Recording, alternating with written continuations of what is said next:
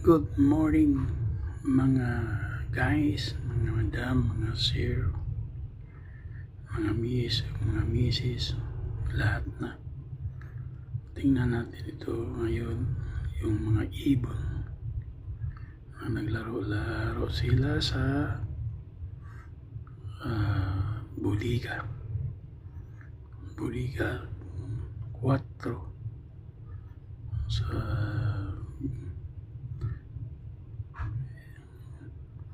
barko at cover number 4.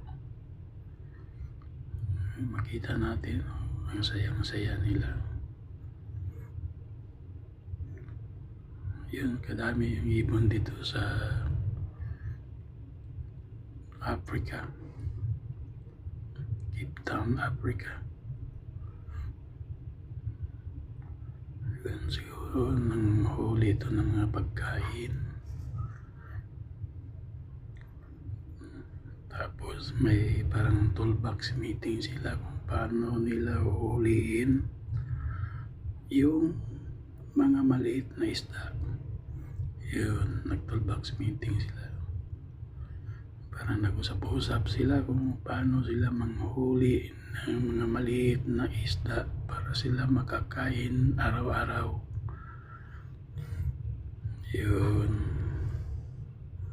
makita natin mga kababayan. Okay, hanggang dito na lang.